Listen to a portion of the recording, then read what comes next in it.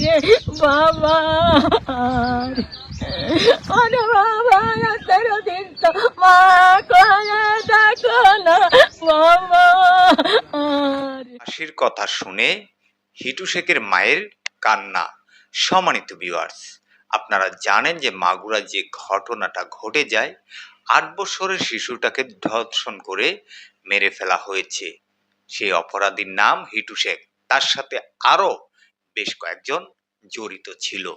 সম্মানিত ভিউয়ার্স, হিটু শেখের মা যখন তার ছেলের ফাঁসির কথা শুনলেন, তখন কেঁদে কেঁদে যা তথ্য দিয়েছে, যা বলেছে, আমি আপনাদেরকে সম্পূর্ণ ভিডিওটা দেখাবো। সম্মানিত ভিউয়ার্স, আশা করছি আপনারা সম্পূর্ণ ভিডিও দেখে আপনাদের মূল্যবান মন্তব্য কিন্তু কমেন্ট করবেন। চলে না দেরি না করে আমরা সম্পূর্ণ হিটু শেখের মায়ের মুখ থেকে কথাগুলা শুনে আসি। ওরে ভাই তোমরা তো দাবি করে দেখো না ভাই ভাই তোমাকে রক্ত পানি আমি এই দুয়াতে নিয়েছি ভাই ভাই তোমাকে কোনোদিন তোমার নানা বাড়ি পাঠাই নেই, তোমাকে 3 ভাই বোনের বাবা। ওরে ভাই তোমাকে কোনোদিন নানি বাড়ি পাঠাই নেই, দুটি হয় আমি দেবো রে আল্লাহ। আল্লাহ তুমি আমার এই রম্পতের বার করলে রে আল্লাহ, আমি দয়ার সহ্য করতে পারি না বাবা। अरे बाबा तू याद गाता कोने कोने नामत करते साल में ये कोने बचा भरे बाबा।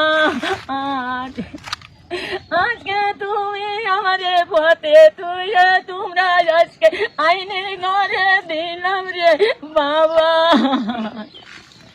আজকে আমার এত বেতন লাগতো না কিবল তুই আসিলাম তোমাকে বই করে রে আল্লাহ। তোমাকে জন্য মানছি আমারে কত কথা কইছে রে বাবা।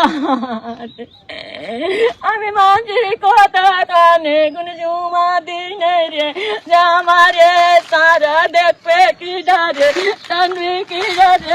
আমি 2-10 দিন পরে থাকি আমার একটু তো দেখবি রে বাবা।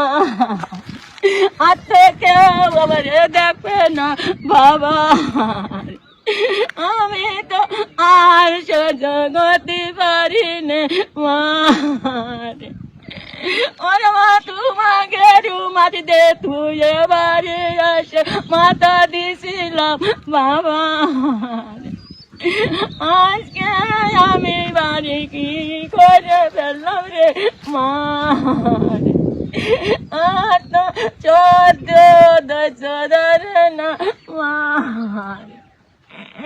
আমি কি এই আশপাশ দিয়ে গর্ব রে মারে।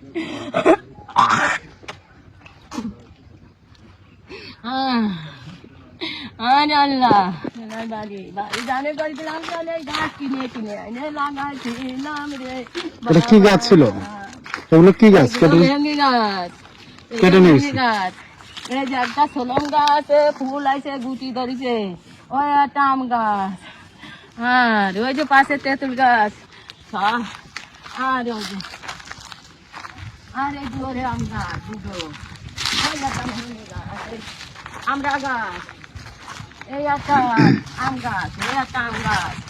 আম ধরতো? আম ধরতো। আম ওই যে বললাম আমার তো বেসলির মতন অনেক মিষ্টি, একটা এই হাতের তালের মতন সাদা যে হাতি।